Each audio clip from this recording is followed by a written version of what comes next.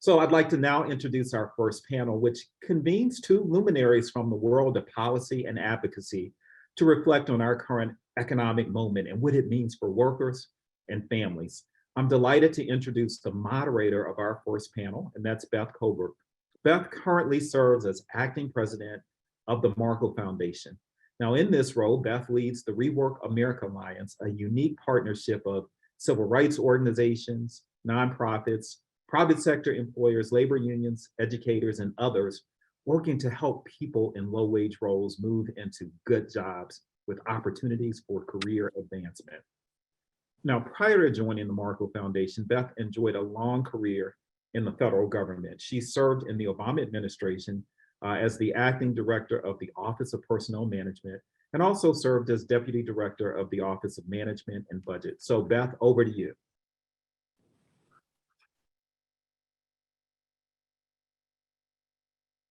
All right, got to get the unmute working. Thank you, Todd. Thank you, Shamina. And thanks to WorkRise and all of its partners for the opportunity to be here with you today and moderate this conversation with our esteemed guests, Dr. Raphael Bostic and Marc Morial.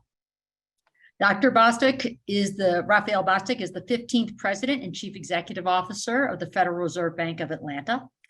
In this role, President Bostic is responsible for all the bank's activities, including monetary policy, bank supervision and regulation, and payment services. In addition, he serves on the Federal Reserve's chief monetary policy body, the Federal Open Market Committee. Welcome, Dr. Bostic. Also joining us will be Marc Morial, the president and CEO of the National Urban League, the nation's largest historic civil rights and urban advocacy organization. Mr. Morial served as the mayor of New Orleans for 8 years and is past president of the U.S. Conference of Mayors. Marc is a leading voice in the movement for jobs, education, housing, and voting rights. Welcome, Marc. Thank you. And I just want to add that the Markle Foundation, and specifically our Rework America Alliance, counts both the Atlanta Fed and the National Urban League as trusted and core partners in our work supporting efforts to create pathways for opportunities from low-wage workers to move into higher-wage, high-quality jobs. And it's truly an honor to be sharing that partnership with them and a real thrill to be on this Zoom with them today. So welcome to you both. Thank you. Thanks, Beth. Great. I want to start with the big picture. As we're seeing, there's sort of two dynamics weighing heavily on the mind of everyone today: inflation and wages. On the one hand, the labor markets has looked tight, lots of demand for workers, relatively low unemployment, which has led to some increases in wages, particularly for workers earning at the lower wage scale. On the other hand, inflation's been running at 4-decade highs, and the Fed's taken steps to curb inflation by raising interest rates, which does come at some risk of higher unemployment, particularly for low-wage workers. And so I'll pose this question to each of you, and Raphael, I'll start with you. What is really happening on balance today for low-wage workers, and how do low-wage workers fit into the way you're thinking about monetary policy decisions? And Marc will then turn to you and talk about its implications for National Urban League programming. So Raphael, over to you. Well, thanks, Beth. And I wanted to just say hello to everyone. It's really a pleasure to be here, and it's a true privilege and honor to be part of the kickoff panel of this great program. You know, Todd Green gave a lot of introductory comments for the WorkRise program. I've known Todd for quite a long time, and it's really no surprise that this program is as strong as it is. And again, it's just great to be able to be a part of it. Now, to your question about what's happening with lower income workers, I think the top line message that is front forward for me is that inflation is high. And in fact, it's too high, and we need to get that under control. And until we do, it's going to be a real challenge for all Americans, but particularly for lower income Americans, because every dollar is not going to go as far as it has in the past. And for lower income Americans, every dollar is actually more precious because it is essential to get the necessities of food, of shelter, of clothing, and of healthcare that all Americans need. So when we have a very high inflationary situation, it's going to be very difficult for lower income and low wage workers. Now, the other thing I would say, I do hear a lot of people who have concerns about Federal Reserve policy and trying to get inflation under control. My response and my thought on that is that without stable prices, it's hard to imagine that we're going to get the economy into a long-run growth trajectory. And the reason for this is that in order to get on that long-run trajectory, you've got to have businesses willing to make plans and invest so that they're in a more productive space in the future. You've got to have families and people being willing to invest in getting human capital and have faith that when they get their degrees and when they get those skills, there will be jobs there for them to fill. And when we have a high inflationary environment, what winds up happening is that the psychology of producers changes and the psychology of individuals and families change, such that they focus much more on the short run, making sure they can get through today and to tomorrow, and much less on those investments that will get us onto a longer run trajectory. So we've got to get stable prices under control. And if we do that, then in the long run, we will be much better off. And let me just say one other thing on this, which is that the Federal Reserve has a dual mandate. Now, I've talked a lot about stable prices, but we also have a mandate of maximum employment. And if we do not get this economy on a stable long-run trajectory, it's going to be hard for us to achieve a maximum employment that includes as many Americans as possible. And I'll just tell you, here in Atlanta, our bank has a tagline, an economy that works for everyone. That's our goal, and that's where we're trying to get to. So we must get this economy back on that long-run trajectory, which means getting inflation under control. So even though there may be some short-run pain, it should lead to long-run significant gain. Thanks, Raphael. Marc, we want to turn it over to you and get your perspective on where we are today, its implications for National Urban League, its programming, and how you're thinking about these issues. Yeah, thank you very much. And I appreciate you, Beth, and congratulations to you. Thank you. And, Thank you. Dr. Bostic, continuing pride in your success and your voice at the Atlanta Fed. I'd like to step back a bit and maybe level set on where we are by remembering the last 3 years. We went through a period where the economy was generally on a steady growth path and unemployment was trending down. Then we had the shock to the system of a global pandemic, unprecedented in that it touched every single continent on this globe with the exception of Antarctica, and forced shutdowns, slowdowns, and disruptions on an unprecedented scale. Every supply chain, much of the economy was slowed or screeched to a halt. In this nation, the federal government stepped up with both aggressive fiscal and monetary interventions to try to avert a calamitous catastrophe. And it did a number of things which were necessary and needed. And I ask those who criticize what they did, suppose they had done nothing. Would we be in a depression for a decade or two of a nature and of a magnitude greater than the Great Depression? So our government stepped up. There were checks, there were loans, there were bailouts, there was stimulus for government on an unprecedented scale. And it certainly allowed many Americans to withstand the tremendous shock of what the global pandemic created for all of us. But it also enabled, I believe, when the global pandemic began to ease and the economy began to open, a rapid reduction in unemployment, a rapid re-employment of millions and millions of Americans. Indeed, the fastest post-recession recovery in modern economic times.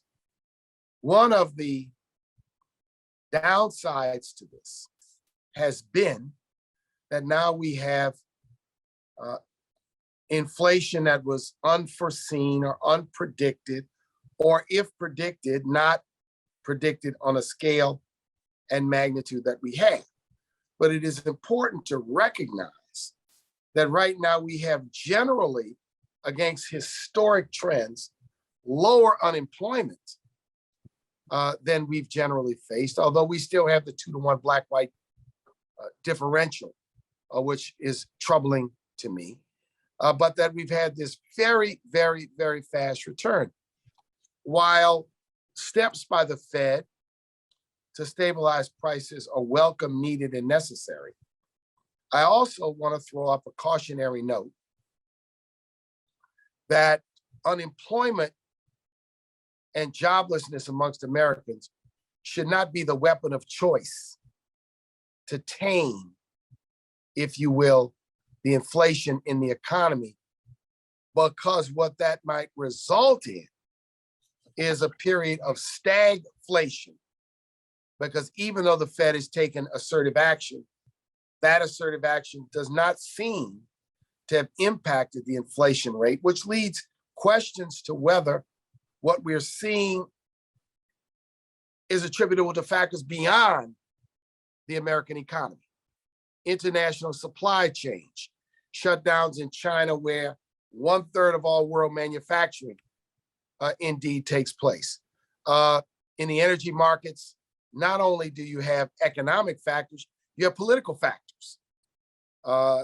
Owing to the battle of the new, if you will, tension between Russia and the United States. You have disruptions in the food market due to the war in Ukraine. These are factors not easily impacted by traditional American monetary policy. So I want to make these observations because I think they're important to make, to understand while I am greatly concerned about the inflation and its impact on working people, I do not think it should be looked at in isolation from the fact that we have had a strong recovery from the global economic downturn brought on by the COVID-19 pandemic. And therefore, we are in uncharted waters when it comes to the ability of our policies, whether it's fiscal or monetary policies, to impact, if you will, the type of inflation we see. Having said that, I would also query whether the Fed should re-examine whether its 2% benchmark inflation rate is right for these times. Because while we've had an economy for many, many decades that's not had severe inflation, we've had depressed wages, so we haven't had wage inflation. And we've had price inflation greater than wage inflation. The result has been the exacerbation of, if you will, income inequality in the country. So I may raise more questions than I offer answers, but I listen to the policymakers and the commentators on television all the time. And sometimes I quite candidly believe that their analysis is too present tense. It doesn't look at the factors that brought us to where we are, nor do they understand fully the fact that we're in unique, uncharted territory because of the nature of the geopolitical circumstances that we face. So I'll rest there. Thank you, Marc. And certainly the complexity of the last few years is something that all of us have experienced in so many different forms. And Raphael, I want to take that and sort of reflect on your comment earlier about the theme for the Atlanta Fed of an economy that works for everyone, right? And you've talked in the past as well how it is individuals with the lowest incomes, those without 4 years college degrees, Black and Hispanic workers who see the greatest benefits from strong labor markets. And so I'd love to get your context on how, in thinking of this, an economy that works for everyone, why that happens and how that plays out, and what are the implications of those learnings for what we're seeing today? So thank you, Beth. That's that's a very big question. There have been volumes written You on got this. big answers. But we'll see. We'll see. I hope I have some answers that can at least start to unpack some of the issues here. Look, the first thing that we ask is, if you're trying to get an economy that works for everyone, like, who is the economy not working for? And in that context, one of the things that we do is we look to where there are disparities, where there are disparities in incomes, where there are disparities in unemployment rates, where there are disparities in wealth, and where there are disparities in wages. And we know in all of these instances, lower income people struggle more, people without college degrees struggle more, women often struggle more. And so this is an area where there is a lot to understand and appreciate. When I think about sort of why it is that lower income workers are facing so much pressure, and actually they face pressure in good times and in bad times. Like this is actually a very good time. We have, as Marc noted, historically low unemployment. We have people that at the lower end in particular who are seeing their wages increase faster than they have for many, many years. But at the same time, they are feeling pressures. And so why is that? I think there are a couple of reasons for this. One is that there's an information gap such that there may be opportunities that are out there, but people who have not, or who are in communities or whose families have not had a long history of being attached to labor markets, they're not in those networks. They may never hear about the things that are going on. And that is a really significant challenge. Now, a second reason why there's pressure is around automation. Now, we always, through the course of human history, there's always been technology that's been introduced that's disrupted how we produce our goods, going way back to, you could think about the wheel or the printing press or the steam engine. And what typically happens with technology is that technology first comes in and it disrupts those tasks that are easily replicated, those that don't require high levels of technical skills. And in many instances, lower wage workers are doing those sorts of jobs. And so they are vulnerable to technological disruption. And in today's environment, where I talk to employers all the time, one of the things that they tell me is that they're having a hard time finding workers to fill slots, and particularly entry-level workers. So they're now thinking about introducing technology to fill that, so they don't need workers in that space nearly as much. Now, a third reason why I think there's pressure is that there's, in many instances, as businesses think about how to invest, they want to invest in their productive technology. They want to get that figured out. They want to get it placed in a good place. That really requires hiring some technical people who can do logistics, who can figure all that stuff out. And it's only after things are perfected that they then turn to fill in the worker class to actually execute those strategies. And so in many business cycles, that just takes a long time. And too often in our history, by the time many employers have figured that out, the business cycle is turning.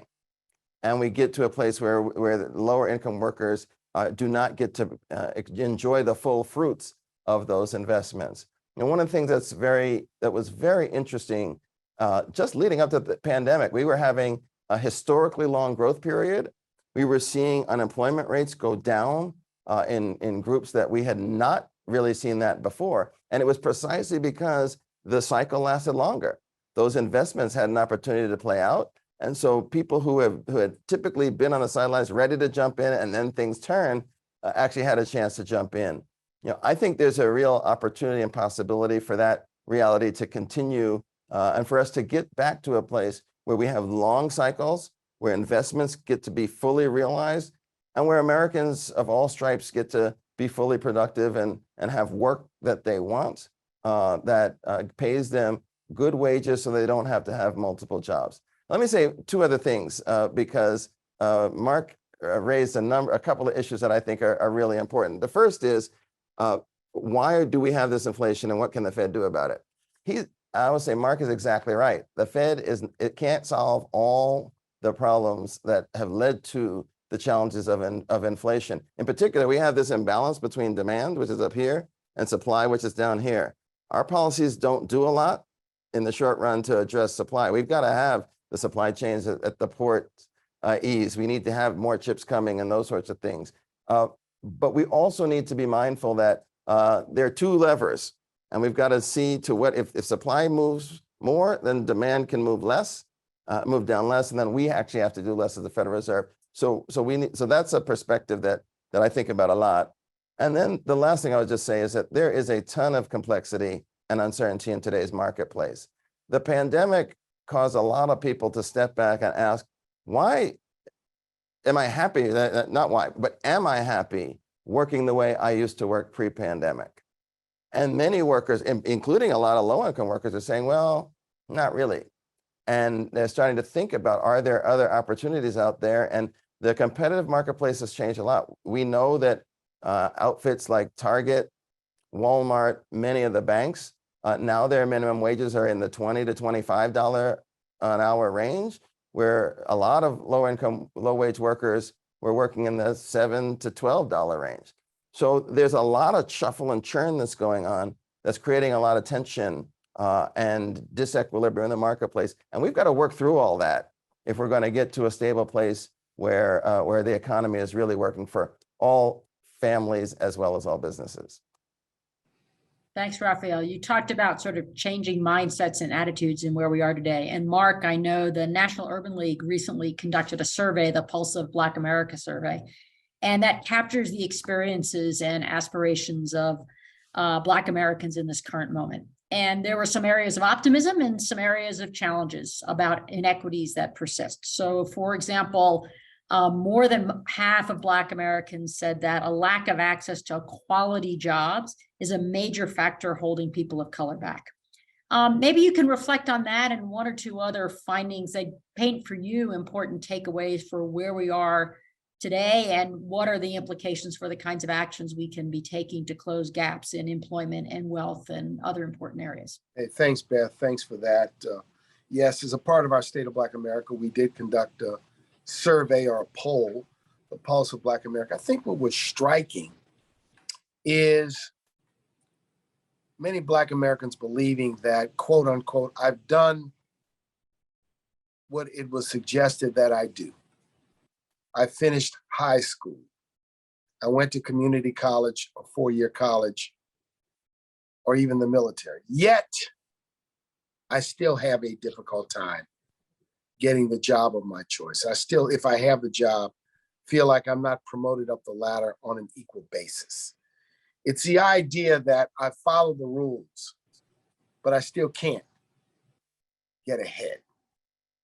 This feeling and notion by many Black Americans is supported by surveys that suggest that a white person with a high school diploma is more likely to get called back for a second interview than a Black person with a master's degree or a PhD for a similar type of job.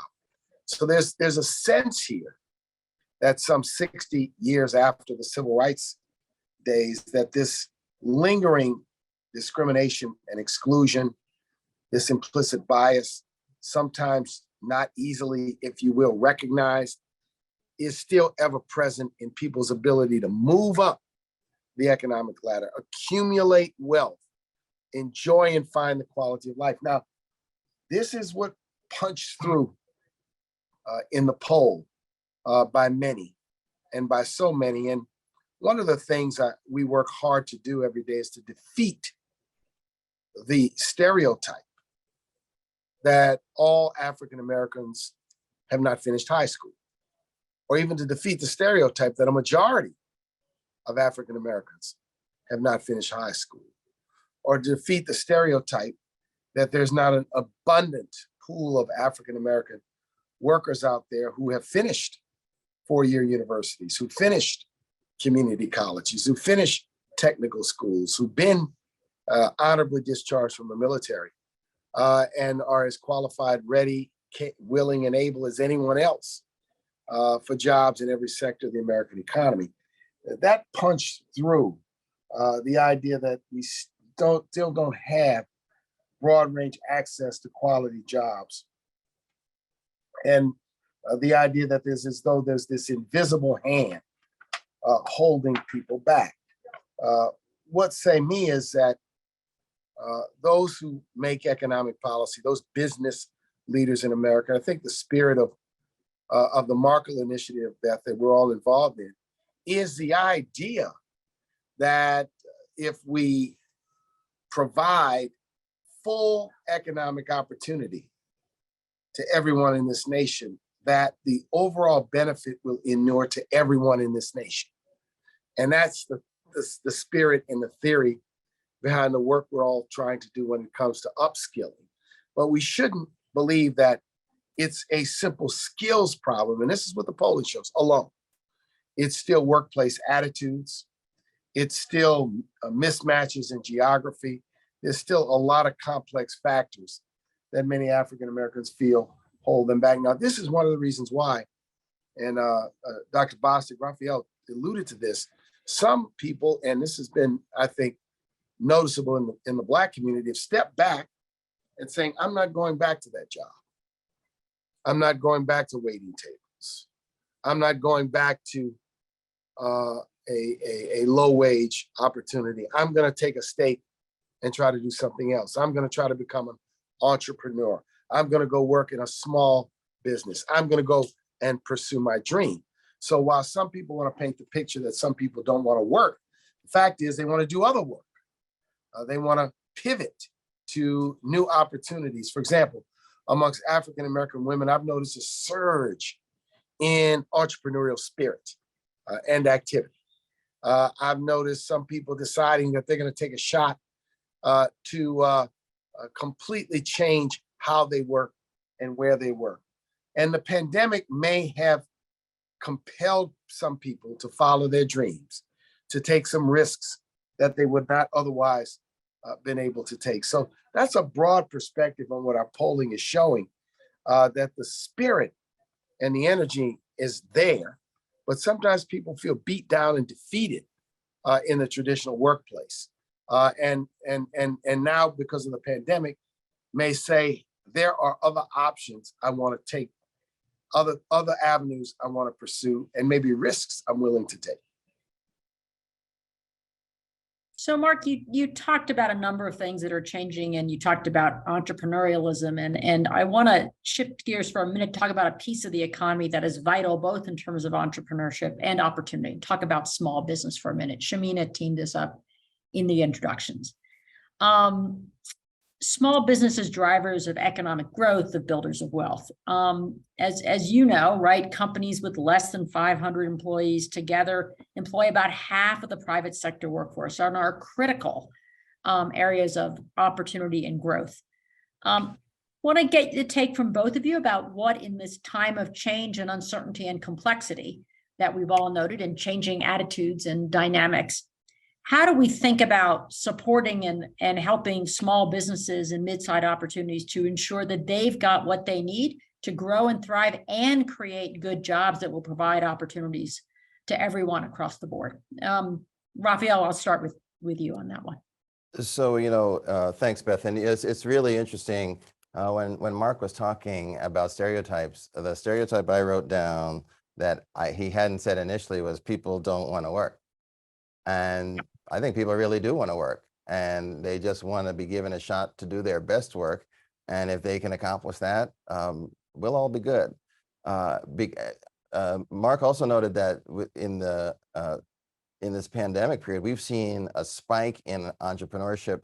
This is across the board. In our bank, we have some economists who have done some research to suggest that the pandemic has triggered like a tsunami of new businesses into the marketplace, and I think in part it's because there was this feeling that maybe there are other ways to make a living that lead to higher quality of life, and that's really important. When I think about small businesses and minority small businesses in particular, there are really three things that come to mind. The first is access to capital. Now, one of the things that we know is that for small business creation and formation, typically that is generated by either the wealth of the small business entrepreneur or by the wealth of their family and friends. So it's really wealth-based, and it's personal wealth-based. But on the other hand, we also know that in minority neighborhoods, families don't have wealth. There's not a lot of wealth there. That's a long-standing historical reality. I think the median African-American family has something like 1/10 or 1/8 the wealth of a median white family.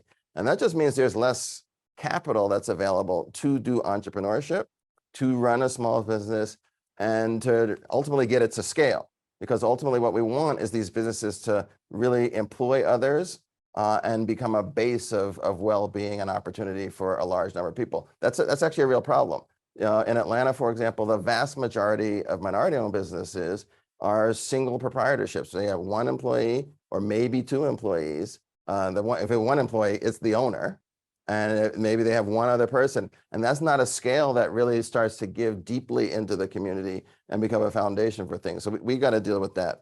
A second thing that I've really thought about a lot in our bank and for businesses in Atlanta is for them to really think about who are they giving access to the opportunity to work for them. We call it in our system supplier diversity, but thinking about are our processes, are the questions we're asking inhibiting or preventing viable businesses with owners who are minorities and women from actually being able to compete. Now, we're not looking for a less quality product, but we just need to make sure that we're making ourselves available to anyone who can actually do the work. And there are a lot of internal policies and processes that don't allow that to happen. And we've been really working with businesses to make sure they understand what we're doing, but also that we understand what they're doing so that there's not a mismatch in communication across this. And then the third thing that I would point to is really networks of mentors and peers who can create a learning environment and a nurturing environment such that businesses have people to bounce ideas off of, so that they can learn lessons without actually having to go through them and avoid some of the pitfalls that have befallen businesses before. And here, again, there are a number of innovative things that are happening that I think are really interesting. And particularly here in Atlanta, the introduction and the start of a couple of business incubators to really try to create these networks where people are all together and being able to learn. There are also some venture capital funds that are starting to be developed to try to provide some patient equity capital, which is a really special type of capital that allows businesses to really hone their production strategy and be more successful. If we can get more of those sorts of things in place, that will broaden the foundation that will allow a lot more businesses to be established, to grow, and then ultimately to thrive into pillars of minority communities across this country. Thanks, Raphael. I think those themes about capital, supplier diversity, networks are all critical, as you've discussed. Marc, I wonder about your thoughts around sort of the theme of small business and opportunity creation. So one thing I'm excited to share, and let me endorse, second, amen, and affirm everything Raphael said, because I think he covered all of the key points. I would point out that I'm excited that the National Urban League has just relaunched its Urban Empowerment Fund, which is our CDFI, our Community Development Financial Institution, and our board of our UEF will meet in the next few days to approve about a half a dozen loans in the neighborhood of probably $50,000 to $125,000, which will inject capital into small businesses.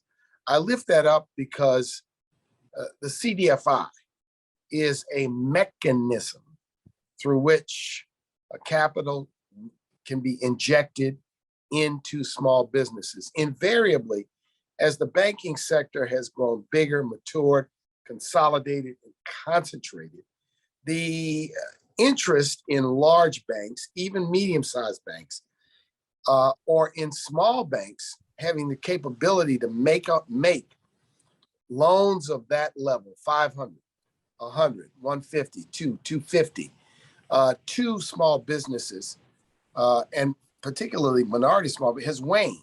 So the Community Development Financial Institution is a mechanism. And I encourage those who are concerned about access to capital to think about the role that the CDFIs can play in injecting capital and in lending to businesses of that sort. But secondarily, there's been a bit more interest since the murder of George Floyd and sort of the new awareness about racial justice in this country and economic opportunity, for there to be interest in more risk capital, more funds that are, if you will, making risk capital available, equity capital available to Black small businesses and small businesses across the board. All of these things are positive. We need to not only do it, we need to do more of it, and we need to do it on a more sustainable basis. If you took 15 million small businesses in America and said, would one of those three just hire one more person? Be 5 million more jobs in this country. This is where we can scale this economy. This is where we can create new economic opportunity. I think the thing is we have to embrace new approaches, new methods, new ways, and we have to divorce ourselves of old stereotypes, which were based purely on connections, not capabilities, to build and grow these small businesses. So the National Urban League, we've, on one hand, relaunched our CDFI. On the other hand, we have an initiative with PepsiCo where we've injected equity grants into Black-owned restaurants in 10 cities that had been either shut down or mostly shut down due to COVID. So these are steps, more of which need to be taken.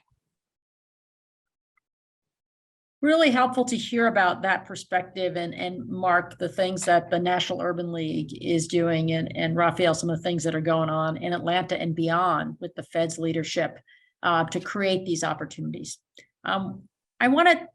We're getting closer to the end here, so I want to make sure we get to a couple of points as we go forward.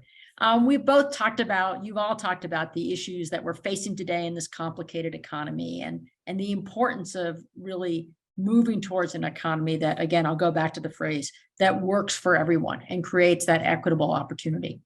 I'd love for each of you, and Raphael, we can maybe start with you again, just what does that economy look like to you, and what are one or two things that you're engaged in today, programs or initiatives, bold, that you think are really helping to make a difference? And I'd love you to call those out for the folks who are here on the call, because I know the call is filled with people who want to take action, and they want to hear about the kind of actions that each of you are helping to lead and to sponsor for others. So the vision and one or two actions that you think are going to help get us there. And then Mark, we'll turn that over to you. Well, happy to do that, Beth. When I think of an economy that works for everyone, I define that as an economy where anyone who wants to work can find a job that pays them a wage that meets their productive capacity. And there are really three pieces to that I think are really important. One, that we're trying to get people to their greatest potential. So they've got to be able to get the skills and the talents and have access to the opportunities that are going to allow them to fulfill that potential. So we need an infrastructure of skill building so that people can really be sharp and equipped to function. The second thing is that they got to be able to find the work. So that means you need to have networks, you need to have information, you need to have the economy be an open economy so people can find the things that are out there. And then the third thing is that you've got to have employers that allow people to work. You've got to have employers who are willing to say, look, I'm going to take the person who is most qualified, who has the skills, and actually I should say this, who have the skills to do the job, as opposed to just looking at some paper qualifications, because we know that in many instances, businesses will use a college degree as a qualification, even though for many jobs, you don't need to have a college degree to have the skills to fulfill those jobs. So we're really emphasizing that employers really try to move to a skills-based assessment of what's required to the job, and then put the skills up there. And I think they will find that there are many more workers that can qualify and meet the requirements. In terms of specific things, Beth, you mentioned this at the very beginning, the Rework America Alliance that the three of us are working in, it comes up all the time as I go around the 6th District. People are hungry for a mature, well-functioning workforce development infrastructure that allows people to have confidence that when they get the skills, there are going to be jobs that are there for them, that are going to pay them good wages, and that will endure. And the work that we're doing here is fantastic.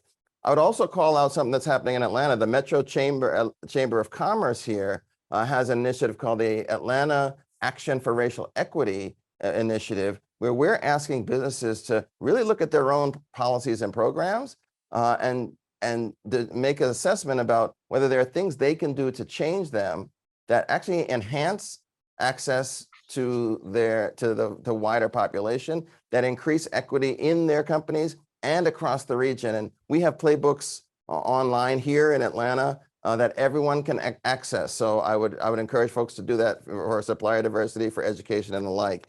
And then the last thing I would also say here is, we are doing things to try to get as much information out into the marketplace as possible in Atlanta. So the Atlanta Fed has things called an Opportunity Occupations Monitor, which lists at a county level the jobs that are going to be most plentiful, that don't require a 4-year degree. We want everyone to see those things and go out and use them and make people know that these opportunities are available. We have a program called Advancing Careers for low-income workers.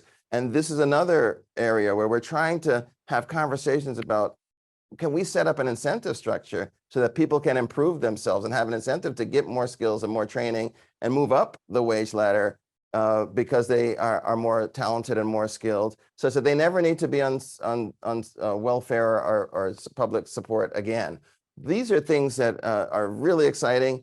I think that they really have the potential to be game changers for millions of Americans, and I would encourage all of you to take a look at those things and join us if you can. Thank you, Raphael. And I will work with the WorkRise folks to make sure that the folks who are here today can find their way to those resources. And I love the focus that you and your whole team puts on being practical when you do these things, right? If it's a good idea and you can't turn it into an opportunity for an employer to connect with a worker and get that person to a good job, then it isn't enough. And so I love that focus on practicality. Marc, I want to turn to you. Your vision for what success here looks like, and couple of things that you see going on at the National Urban League that get you excited about the more we can do to get closer to that vision we'd like to get to. At the National Urban League, one of our 5 goals is a goal which says every American with access to a quality job that pays a living wage with good benefits. And fundamentally, that's an overall goal when it comes to jobs, workforce, and the economy. I would secondly say to those is that we do a very large suite of programs around economic empowerment, from job training to home buyer education to entrepreneurship counseling programs.